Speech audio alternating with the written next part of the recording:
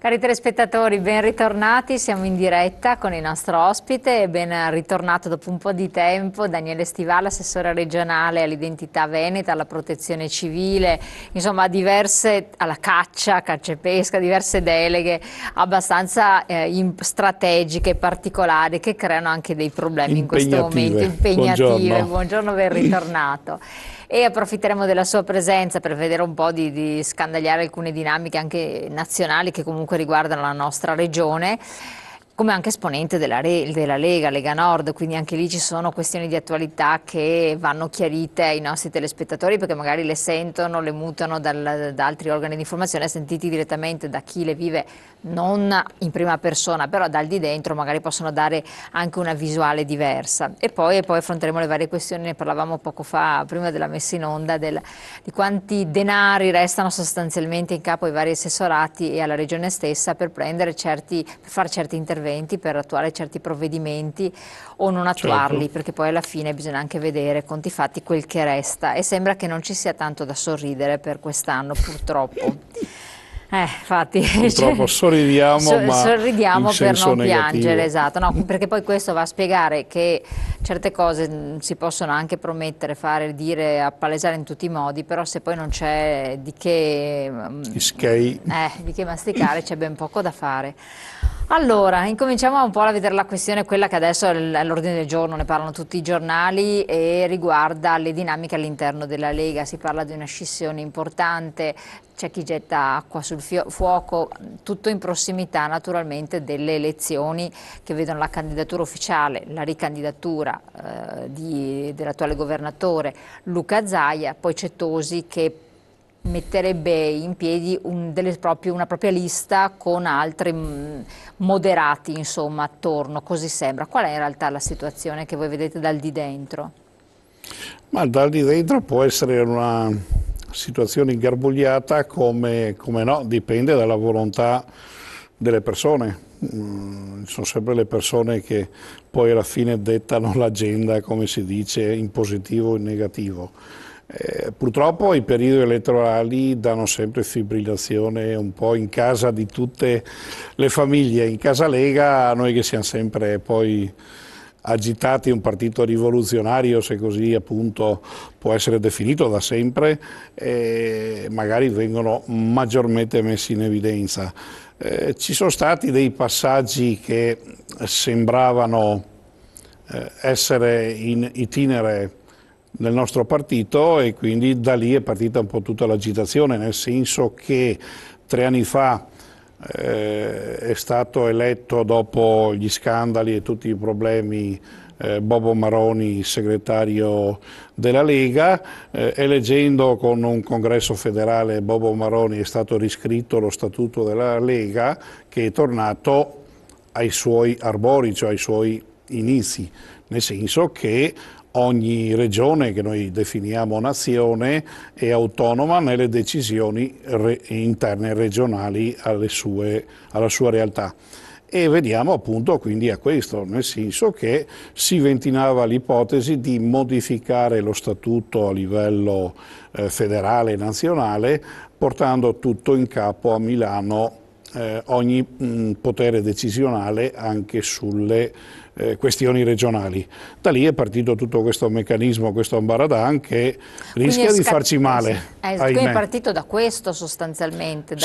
Dalla volontà da una parte di mantenere la nostra autonomia regionale come lo è scritta dallo statuto, certo, e come lo è anche nel DNA della Lega, altrimenti non saremmo, certo, più autonomisti, federalisti, secessionisti, comunque di questa situazione. Quindi da lì è partito il tutto, e ovviamente ci sono i pompieri che tentano, come si dice, di fermare tutto questo ambaradan che è iniziato, altri invece soffiano nel fuoco. Ma altro proprio per chiarire a chi non conosce bene gli step, non li comprende, perché poi sono tutte cose che chi le vede da di fuori le interpreta in base a quello che la stampa scrive sostanzialmente, certo, o da voci di dibattiti soffocati che poi non hanno una comprensione ben chiara.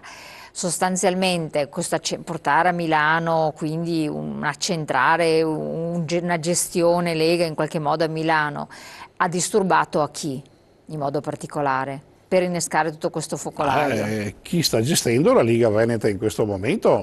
Tutto il Consiglio nazionale, perché Quindi il Consiglio nazionale o regionale Veneto si è espresso dicendo noi vogliamo mantenere la nostra autonomia in generale, quindi nella sua quasi totalità o comunque a maggioranza abbondante, mantenere quella che è l'autonomia regionale prevista dallo Statuto e quindi che a supporto del Presidente la lista della Lega venga deciso come è sempre stato fatto dai territori, cioè le varie segreterie provinciali danno le loro liste provinciali, visto che comunque poi le elezioni sono a livello provinciale, che avvalla la segreteria nazionale. Ovviamente ci vuole poi comunque l'imprimatur federale, nel senso che il simbolo è di proprietà, tra virgolette, della segreteria federale, quindi del nostro segretario Salvini, per cui è ovvio che poi è lui fisicamente che firma l'autorizzazione al simbolo e quindi alle liste.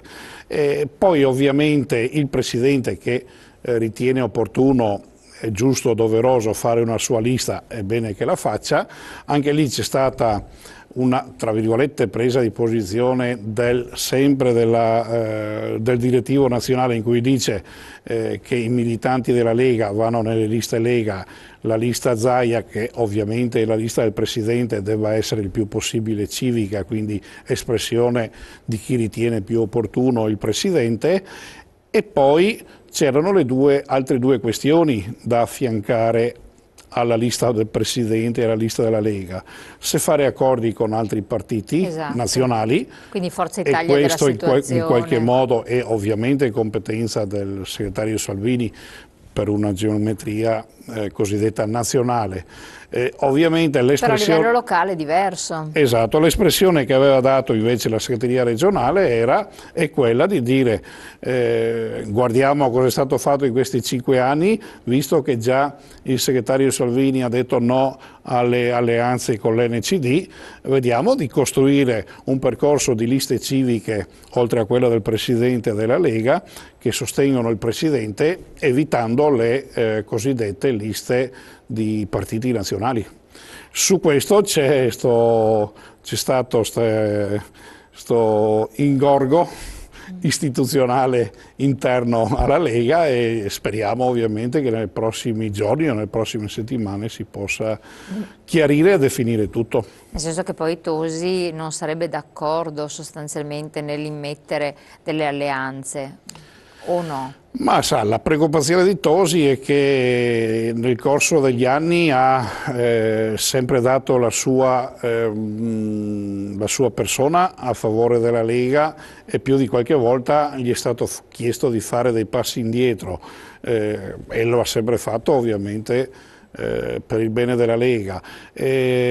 Anche questa volta ha proposto o ritiene opportuno che fra le liste civiche che possano appoggiare il Presidente ce ne possa essere anche una eventualmente o a suo nome o non lo so insomma come intenderebbe eventualmente strutturarla, e lì c'è la questione che appunto il Presidente, da quel che capisco, preferisce non averla, e lì si tratta di capire se si mettono d'accordo su questo inghippo.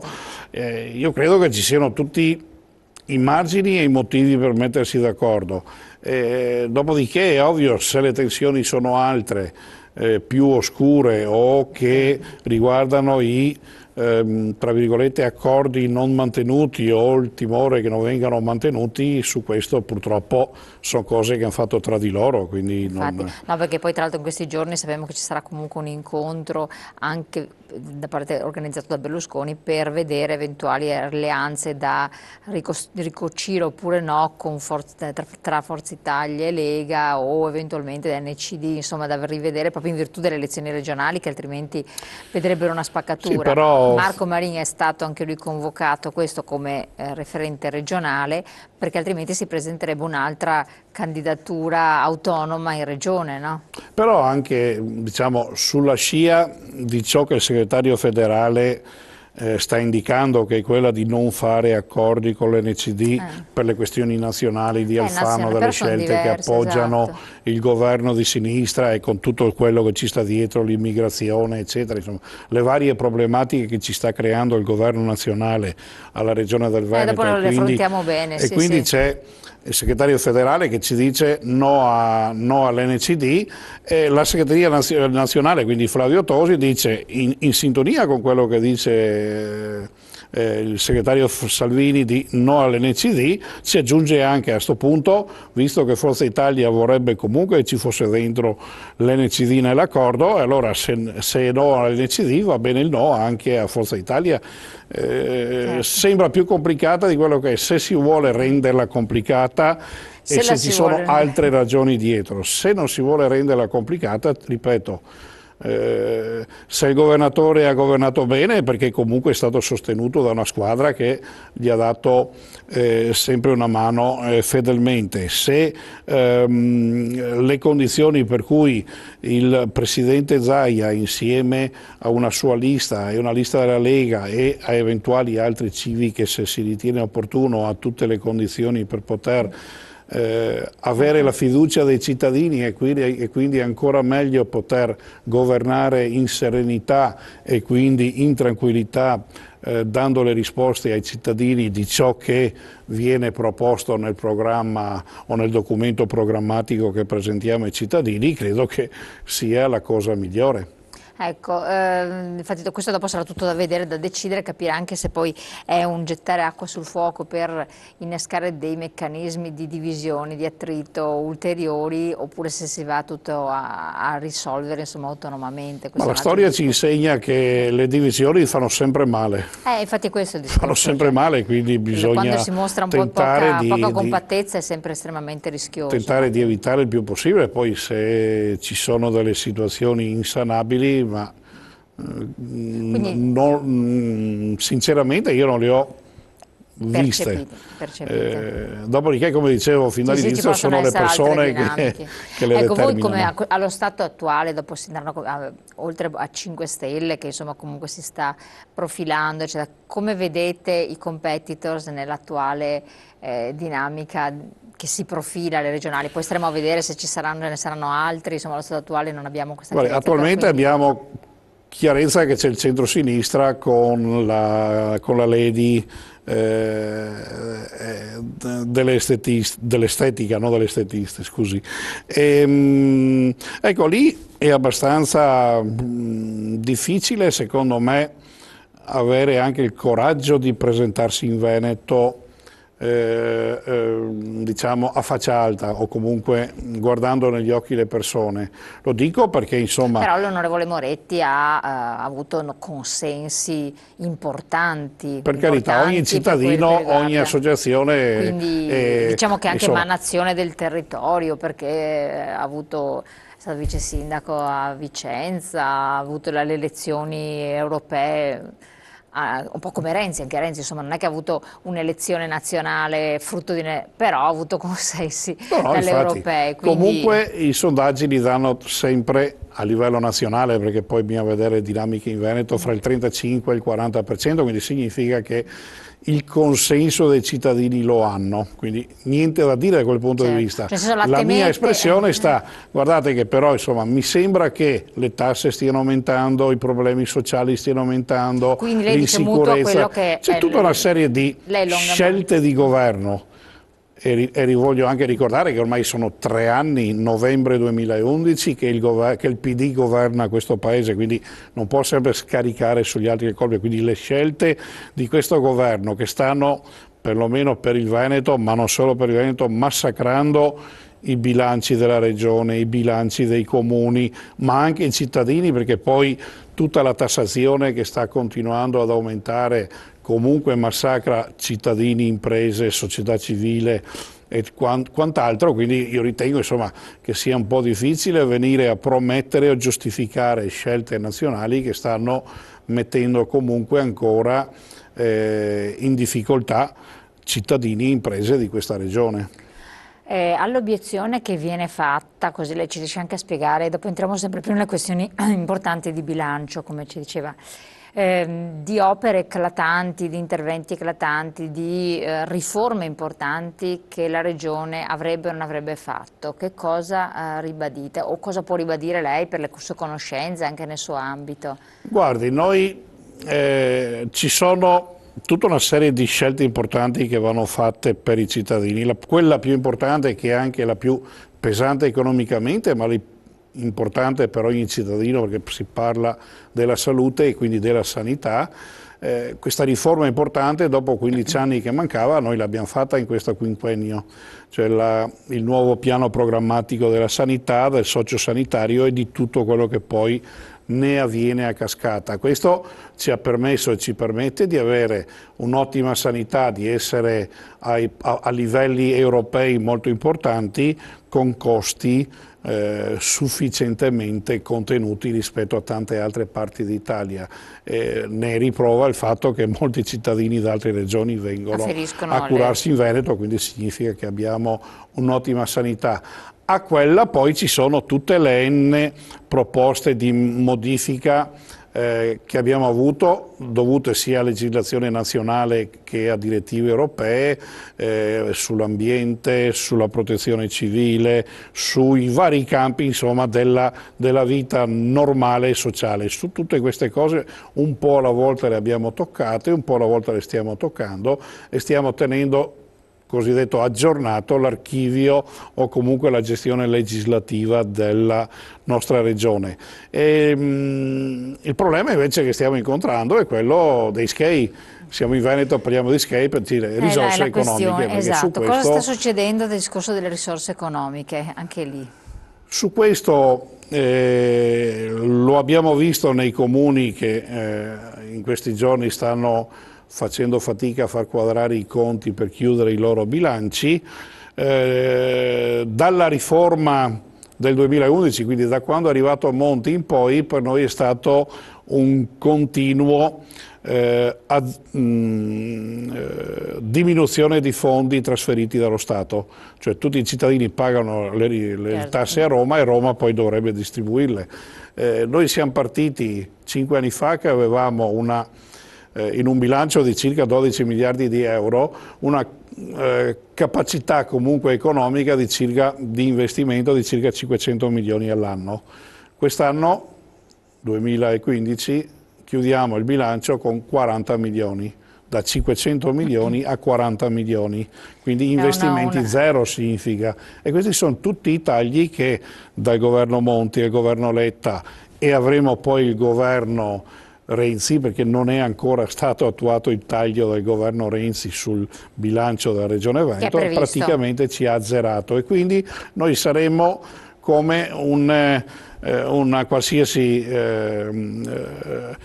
segretaria che deve fare il giro della cassa e basta, perché tolte le spese fisse della sanità, del sociale, del trasporto pubblico, della formazione, quelle 4 macro aree, il resto diventa praticamente nulla e su questo purtroppo, ahimè, pesa molto le scelte fatte dai governi nazionali, perché l'ultima assurdità che vogliono far passare è che una regione più PIL fa, meno risorse gli vengono trasferite. Cioè il PIL non è che siano i soldi che noi andiamo a rimettere in circolo, il PIL serve per pagare le tasse, cioè in percentuale hai poi la tassa. E poi quindi se tu produci di più ti viene dato di meno e quindi è veramente l'assurdo che ci porterà a dover eventualmente dare meno servizi. A questo si somma poi l'altro casino istituzionale che hanno fatto, che è con la finta chiusura delle province, che da una parte hanno fatto finta di chiuderle, nel senso che hanno tolto le scelte politiche, cioè la parte politica, la parte dei dipendenti è rimasta tutta e una parte di questi andrà a carico dei territori, quindi qualcuno dovrà pagare, quindi non so come tireranno fuori i soldi, ma soprattutto una serie di servizi che facevano le province, nessuno ha detto chi li farà e chi li pagherà. E sono anche servizi di natura sociale nel mondo dell'handicap e quindi questo governo ha anche questo Perché non fardello c'è che stata ci già sta non lasciando è ai stata attuata la territori. delega di competenze, se deve occuparsene la regione, sembrerebbe la regione a questo punto, però non si sa ancora. Ma la regione può anche occuparsene, ma deve avere le risorse. Quindi questo... Altrimenti, certo, l'altra faccia è dire, boh, ti faccio fare questa cosa, metti una nuova tassa. E allora noi già che abbiamo rinunciato all'addizionale IRPEF regionale, che ha un valore di 150 milioni di euro, che abbiamo preferito che rimanessero nelle tasche dei cittadini e delle imprese in particolare, o dei lavoratori, dobbiamo trovare le risorse per dare servizi nuovi, Assolutamente. visto che comunque non le trasferisce più lo Stato, e quindi per avere risorse bisogna fare tasse. E quindi insomma, Andiamo a non è toccare che esatto, abbiamo un una ambito. tipografia che ci stampa i soldi, da lì arrivano le situazioni. Allora andiamo un attimo in pubblicità, pochi secondi, poi ritorniamo insieme, ci sono altre questioni interessanti da affrontare.